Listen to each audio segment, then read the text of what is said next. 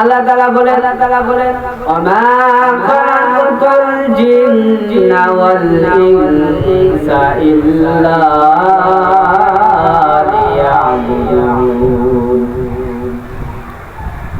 ওহে দুনিয়ার মানুষ তোমরা শুনে নাও আমি আল্লাহ তোমাদেরকে দুনিয়ার মধ্যে পাঠালাম। এত সুন্দর আকার আকৃতি দিয়ে তোমাদেরকে আমি পৃথিবীতে সৃষ্টি করলাম। তোমরা দুনিয়া থেকে আমি আল্লাহর ইবাদত বন্দেগী করবে, আমি আল্লাহকে ভালোবাসবে, আমার কোরআন অনুযায়ী জীবনকে চালাবে, আমার রাসূলের জীবন আদর্শ অনুযায়ী জীবনকে চালাবে। ওরে আমার বান্দারা, তোমরা যদি দুনিয়ার মধ্যে গিয়ে আমাকে ভুলে যাও, আমার কোরআনকে ভুলে যাও, আমার রাসূলের আদর্শকে ভুলে যাও, তাহলে শুনে নাও দুনিয়ায় তোমরা হতভাগা এবং কিয়ামতের মাঠে তোমরা হতভাগাদের মধ্যে গণ্য হবে। মুসলমানের বান্দা, আল্লাহ তাআলা মানুষদেরকে পাঠাইলেন, বড় মহব্বত করে বড় ভালোবেসে সৃষ্টি করলেন। কি করলেন? এত সুন্দর আসমান, এত সুন্দর জমিন বানাইলেন। আল্লাহ বলেন আমার বান্দা, আমি এত বড় করে সূর্য তৈরি করেছি, এত বড় চন্দ্র সূর্য নক্ষত্র বানাইলাম, তুমি সূর্যের ইবাদত করবে এটা হবে না। গাছপালাকে বানাইছি আমি আল্লাহর ইবাদত করার জন্য, সমস্ত মাখলুকাতকে বানাইলাম, দুনিয়ার মধ্যে সাজায়া দিলাম এবং আমি তোমাদেরকে আশরাফুল মাখলুকাত সৃষ্টিজীব হিসাবে বানাইলাম, সৃষ্টিজীব হিসাবে বানাইয়া দুনিয়ার মধ্যে ছেড়ে দিয়েছি। ও বান্দা, দুনিয়ার সমস্ত মাখলুক তোমাদের উপাসনা করবে, তোমাদের কথা শুনবে, তোমাদের অনুগত করবে, কিন্তু তোমরা দুনিয়ার কোন মাখলুকের অনুগত করবে না। মুসলমান আল্লাহর গোলাম, পৃথিবীর মধ্যে এমন জাতি আছে যারা সূর্যের উপাসনা করে, যারা চন্দ্র নক্ষত্রের উপাসনা করে, গাছ তরুলতা বৃক্ষের পূজা করে, মাটি দিয়ে তৈরি মূর্তির পূজা করে। আল্লাহ বলে ও আমার বান্দারা, আমি তোমাদেরকে বানাইলাম দিনে 5 ওয়াক্ত নামাজে এসে আমার উপাসনা করবে। আমি তোমাদেরকে বানাইলাম গাছের উপাসনা করার জন্য বানাই নাই, লতা পাতার উপাসনা করার জন্য বানাই নাই, আগুনের উপাসনা করার জন্য বানাই নাই, তুমি সূর্যের দিকে হাত তুলে উপাসনা করবে এটার জন্য বানাই নাই। ও আমার বান্দা, সকাল থেকে সন্ধ্যা পর্যন্ত সূর্য তোমার ইবাদত করবে, সূর্য তোমাকে আলো দিবে, বৃক্ষ তরুলতা তোমার ইবাদত করবে, গাছগাছালি সবাই তোমাদের ইবাদত করবে, আবহাওয়া বাতাস তোমাদেরকে ইবাদত করবে। কিন্তু বান্দা, তোমরা বাতাসের পূজা করবে না, তোমরা আগুনের পূজা করবে না, তোমরা সূর্যের পূজা করবে না, তোমরা একমাত্র ইবাদত করবে আমি আল্লাহ। আমার কাছে এসে তোমরা মাথা নত করবে, আমার ইবাদত করবে। ওরে মুসলমান আল্লাহর গোলাম, আজকে আমরা আল্লাহকে ভুলে গেছি। আল্লাহ তাআলা আমাদেরকে এত সুন্দর করে পৃথিবীতে সৃষ্টি করলেন, এত সুন্দর হাত, এত সুন্দর দেহ। অনেক মানুষ আছে যাদের 2টা চক্ষু আছে কিন্তু দেখতে পারে না, আছে না নাই? যাদের 2টা কান আছে শুনতে পারে না, যাদের 2টা পা আছে কিন্তু চলতে পারে না। আল্লাহ তাআলা আমাদেরকে সুস্থ শরীরে পাঠাইলেন, 2টা পা দিলেন জমিনের মধ্যে চলার জন্য, 2টা হাত দিলেন জমিনের মধ্যে কাজ করার জন্য চক্ষু দিলেন দেখার জন্য। আমরা যদি এই চোখ দিয়ে বেগানা নারীকে দেখি, অশ্লীল জিনিসগুলো দেখি, দুনিয়ার নিয়ামতকে দেখে আল্লাহকে ভুলে যাই, যদি রাসূলের আদর্শকে ভুলে যাই, ও বান্দা শুনে নাও, আল্লাহ তাআলা যেমন আদর করে তোমাকে বানাইছে, যেমন বড় ভালোবেসে মহব্বত করে তোমাকে হাত পা নাক কান গলা দিয়েছে, তেমনি আল্লাহ তাআলা কিয়ামতের দিন তুমি যখন এই জিনিসগুলোর অপব্যবহার করবে, আল্লাহ তাআলা তোমাদের এই জিনিসগুলোকে জাহান্নামের আগুনের মধ্যে দাউ দাউ করে জ্বালাইবে। কিয়ামতের দিন মানুষের প্রত্যেকটা দেহের অঙ্গ প্রত্যঙ্গ মানুষের বিরুদ্ধে সাক্ষী দিবে। হাত ডেকে বলবে, আল্লাহ তুমি দুনিয়াতে আমাকে এই মানুষটার সাথে দিয়েছিলে তোমার কোরআনকে স্পর্শ করার জন্য, তোমার নেক আমল করার জন্য। আল্লাহ তোমার এই বান্দা তো আমাকে দিয়ে কোরআন স্পর্শ করে নাই, কোনো ভালো কাজ করে নাই, সারাদিন খারাপ কাজ করেছে, মানুষের ক্ষতি করেছে, মানুষের সাথে খারাপ ব্যবহার করেছে। আল্লাহ তোমার নিয়ামতের শুকরিয়া আদায় করে নাই। আল্লাহ তোমার নিয়ামতের নাশকরি বান্দা তোমার নিয়ামতকে অবহেলা করেছে, তোমার কোরআনকে অবহেলা করেছে, তোমার রাসূলের আদর্শকে অবহেলা করেছে। আল্লাহ দুনিয়ার মধ্যে নাফরমানি করেছে। ও আল্লাহ তোমার এই নাফরমানি বান্দার জান্নাতে কোনো জায়গা নাই, জান্নাতে কোনো যাওয়ার অধিকার নাই। তুমি তোমার এই বান্দাকে জাহান্নামের মধ্যে নিক্ষেপ করে দাও।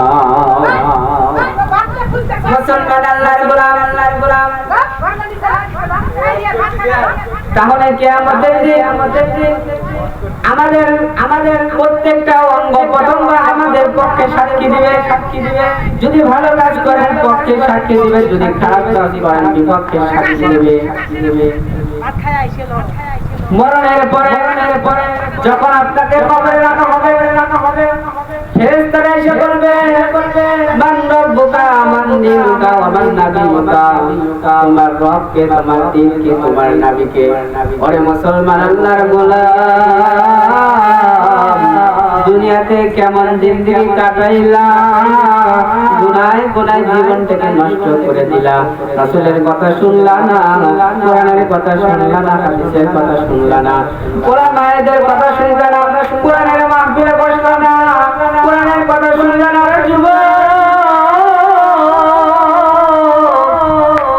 সারাদিন কানের মধ্যে গান বাজনা চালিয়ে রাখো, বেগানা নারীর দিকে তাকাও, নারীদেরকে দেখে উত্তপ্ত করো। ওরে মুসলমান আল্লাহর গোলাম, যখন তুমি মারা যাবা তোমার কি উপায় হবে? যখন তুমি কবরের মধ্যে তোমাকে রাখা হবে, কবরের মাটি তোমাকে যখন চাপ দিবে, পাঁজরের হাড় এক হাড় আর এক হাড়ের মধ্যে ঢুকে যাবে। কবরের মধ্যে রাখার পর যদি প্রশ্নের উত্তর না দিতে পারো, আল্লাহ তাআলার কাছে ফেরেশতারা গিয়ে বলবে, আল্লাহ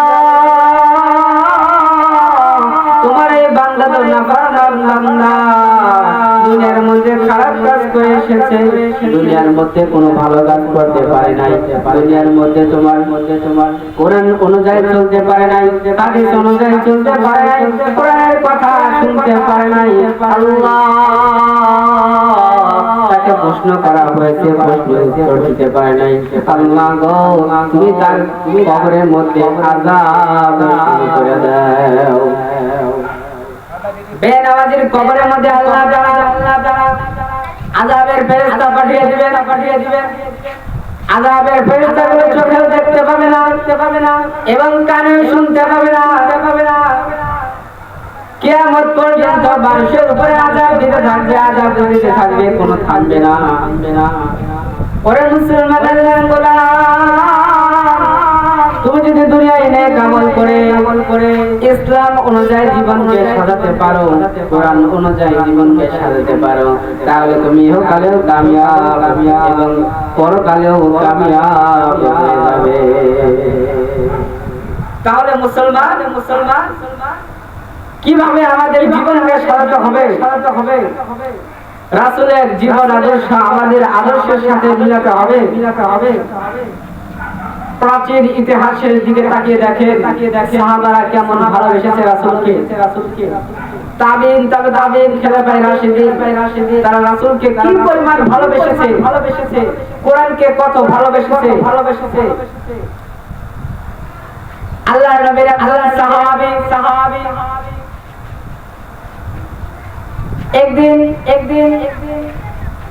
তার স্ত্রীকে হত্যা করেছে। চারদিকে কোলাহল পড়ে গেছে, মানুষের মধ্যে সমালোচনা চলতেছে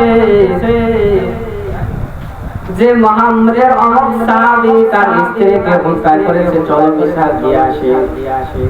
রাসূল সাল্লাল্লাহু আলাইহি ওয়াসাল্লামের নিকটে বিচার চলে এসেছে।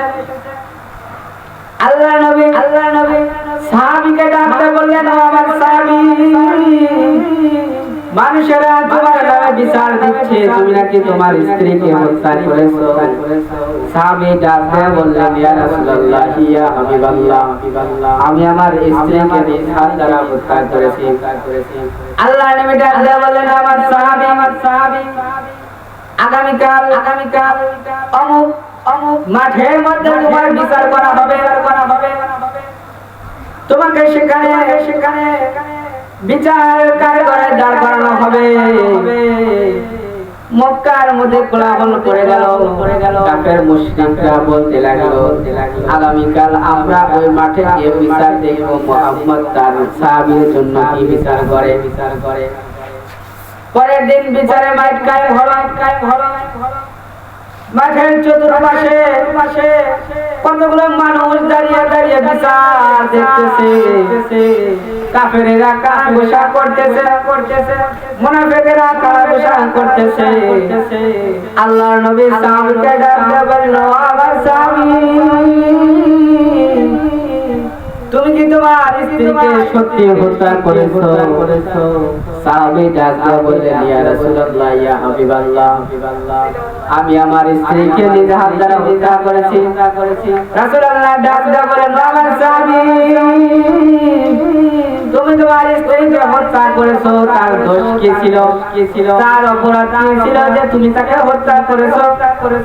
সাহাবী ডাকতে বললেন, ইয়া রাসূলুল্লাহ, ইয়া হাবিবাল্লাহ, নবী গো,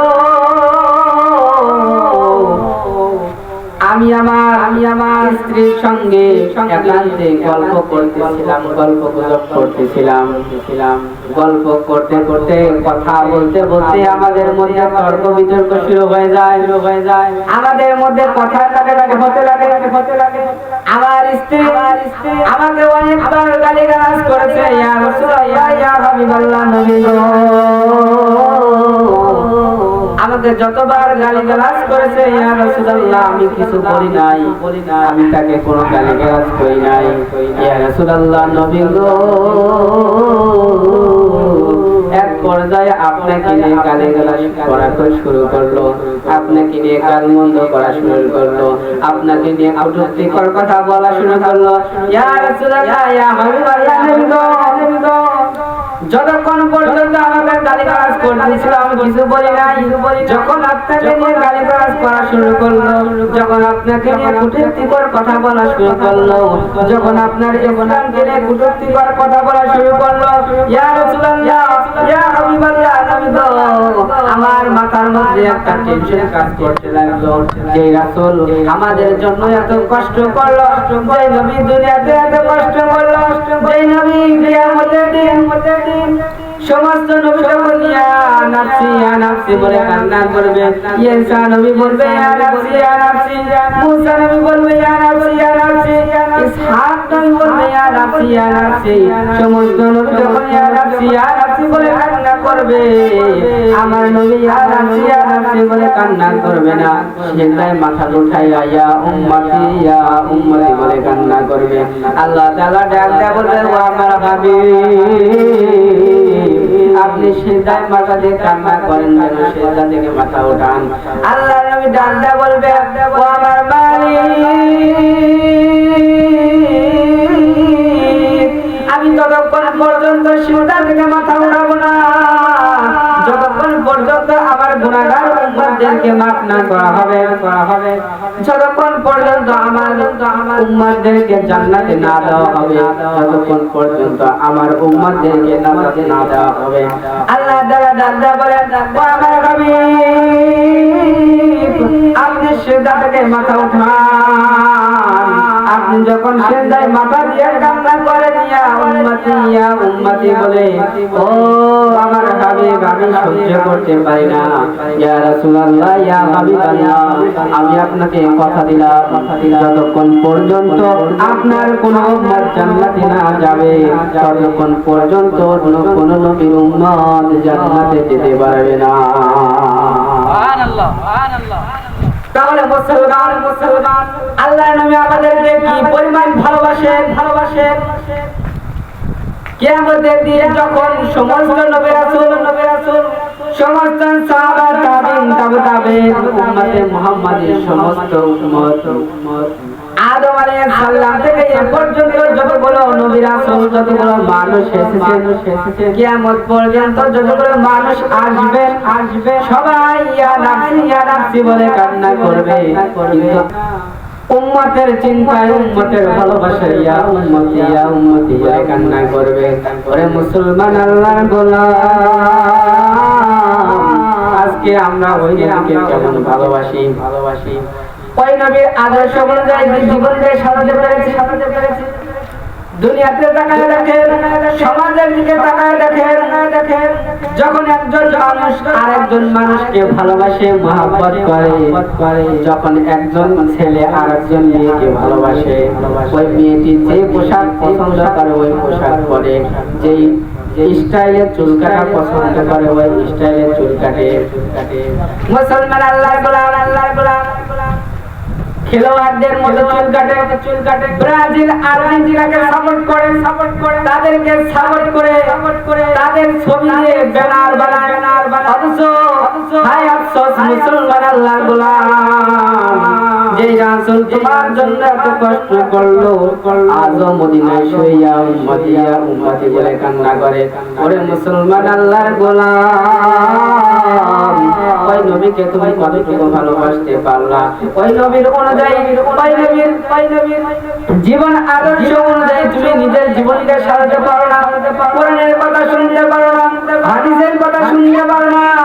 কোরআনের কথা শুনলে তোমার মেজাজ গরম হয়ে যায়। রাসূলের আদর্শ অনুযায়ী চুল কাটতে পারো না। রাসূল বলেছে মুখে দাড়ি রাখো, দাড়ি রাখতে পারো না। রাসূল বলেছে মাথায় টুপি লাগাও, টুপি লাগাইতে পারো না। গায়ে জুব্বা পরতে বলেছেন, জুব্বা পরতে পারো না।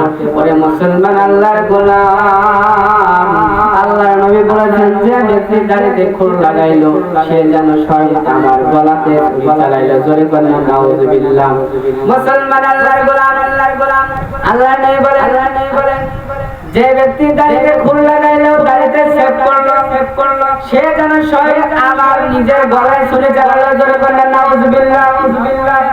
মুসলমান আল্লাহর গোলাম, তাহলে একটু চিন্তা করেন, আপনার বিরুদ্ধে যদি আমি কথা বলি আপনার শত্রু হয়ে যাব, আপনার বাবার বিরুদ্ধে কথা বললে শত্রু হয়ে যাব, আপনার ছেলে সন্তানের বিরুদ্ধে কথা বললে যদি শত্রু হয়ে যায়, আপনার নেতার বিরুদ্ধে কথা বললে যদি শত্রু হয়ে যায়, আপনার আত্মীয় স্বজনের কথা বললে যদি আপনার শত্রু হয়ে যায়, তাহলে আপনি যেই রাসূলের গলায় ছুরি চালাইতেছেন ওই রাসূলের গলায় ছুরি চালাইয়া রাসূলকে ভালোবাসেন কথা বন্ধু বলে। মুসলমান আল্লাহর গোলাম, আপনি দাড়ি চাচ্ছেন, রাসূলের আদর্শ অনুযায়ী জীবনকে সাজাতে পারছেন না, অথচ মুখে বলতেছেন আমি রাসূলকে খুব ভালোবাসি। 5 ওয়াক্ত নামাজ পড়ে, ইবাদত বন্দেগী করে, কিন্তু আপনার মধ্যে রাসূলের আদর্শ নাই, আল্লাহ তাআলার ভালোবাসা নাই, তাহলে ওই ইবাদত বন্দেগীর কোনো দাম নাই। মুসলমান আল্লাহর গোলাম, তাহলে আল্লাহ তাআলা আমাদেরকে পৃথিবীতে পাঠাইলেন। আমাদের কাজ হলো তার আদর্শ রাসূলের আদর্শ অনুযায়ী চলা, কোরআন অনুযায়ী চলা। কোরআন অনুপাতে চলা, হাদিসের অনুপাতে চলা। যদি আমরা কোরআন অনুপাতে না চলতে পারি আমাদের কি আযাব হবে? মুসলমান আল্লাহর গোলাম, গুনাহগারকে যখন কবরে রাখা হবে, কবরের মাটি যখন এপাশ থেকে ওপাশ চাপ দেওয়া শুরু করবে, পাথরে এক হাড় আরেক হাড়ের মধ্যে ঢুকে যাবে। বেনামাজি বান্দা চিৎকার করতে থাকবে।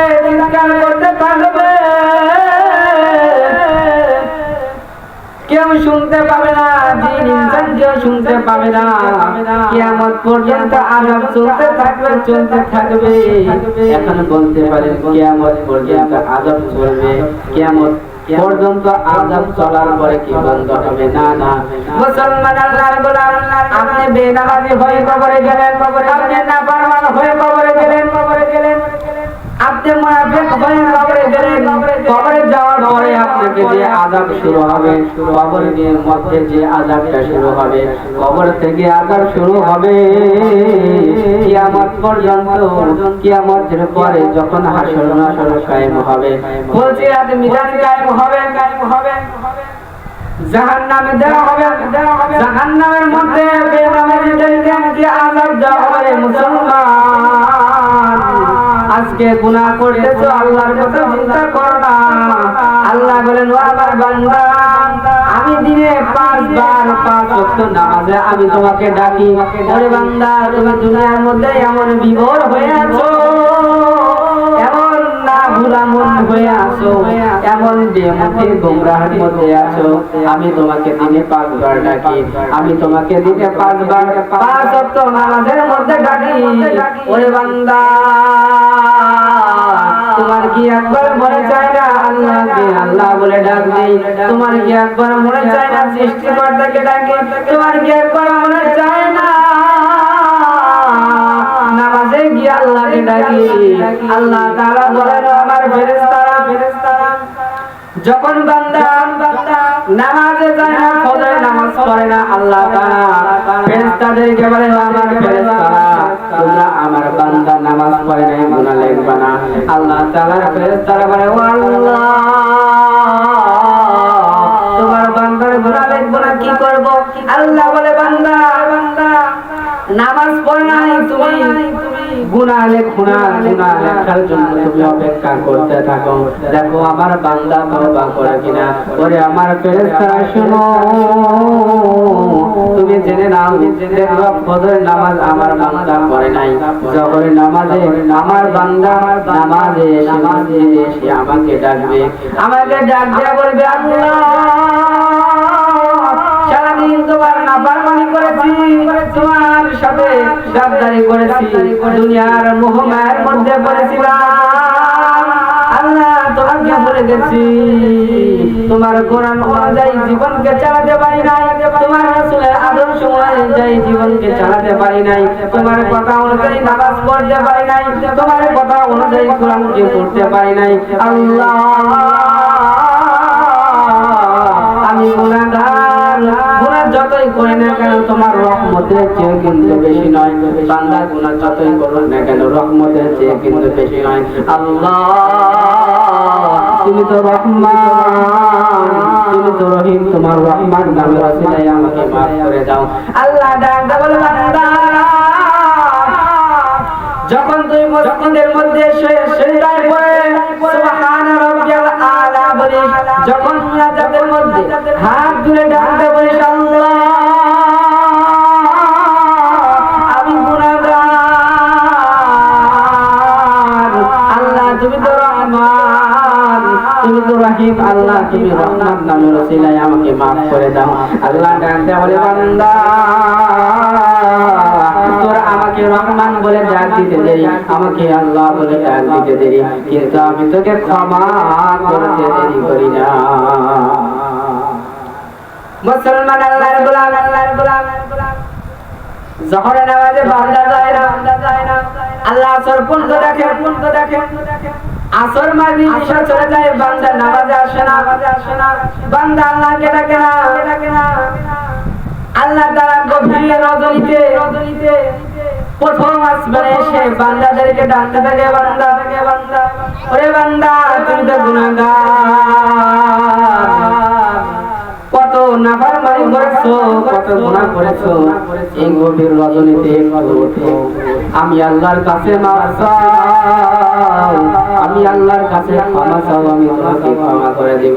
ওরে বান্দা তোমার না রিজিকের প্রয়োজন, তোমার না টাকা পয়সার প্রয়োজন, তোমার না ধন সম্পত্তির প্রয়োজন, তুমি না অভাবের মধ্যে আছো।